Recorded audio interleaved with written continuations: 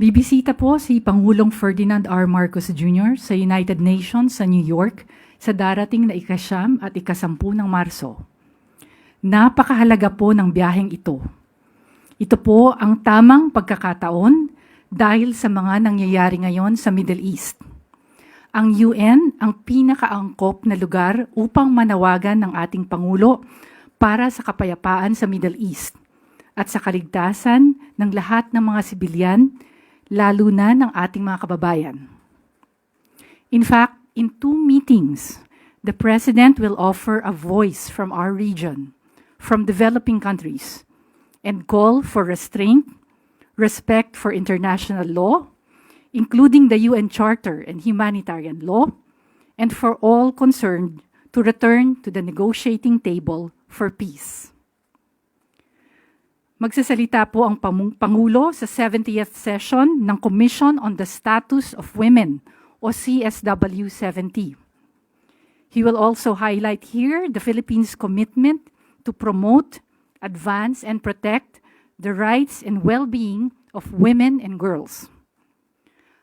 Magsasalita rin po siya sa isang special session ng UN General Assembly.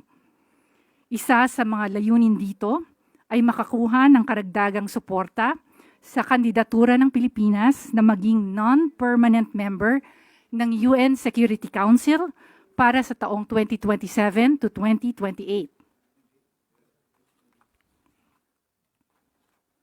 In his address at the General Assembly, the President will underscore how the Philippines has continuously and constructively engaged the United Nations and UN member states since the UN's founding in 1945 to advance the rule of law, multilateralism, sustainable development, climate resilience, humanitarian action, and the promotion of human rights and protection of vulnerable groups in conflict situations.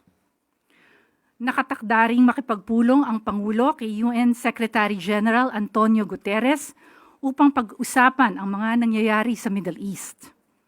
He will also reiterate the Philippines' commitment to the United Nations and to multilateralism. Bakit nga ba mahalaga na magkaroon tayo ng seat sa UN Security Council? Uulitin po natin. Mahalaga po ito dahil nagbibigay ito sa Pilipinas ng kapangyarihan at boses sa mga usaping global safety at security. Importante po ang mga usaping ito para sa mga Pilipino at mga mamamayan mula sa mga developing countries. May impact po ito sa ating sovereignty, maritime security, sa global economy at sa safety ng ating overseas Filipino workers. Responsibilidad natin na tumulong para maging mas mapayapa at patas ang mundo.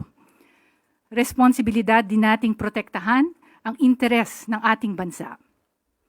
Sa pagsali sa UN Security Council, ngayon pa lang ay magiging bahagi tayo ng solusyon para handa tayo sa kahit na anumang hamon na harapin natin sa hinaharap. Maraming salamat.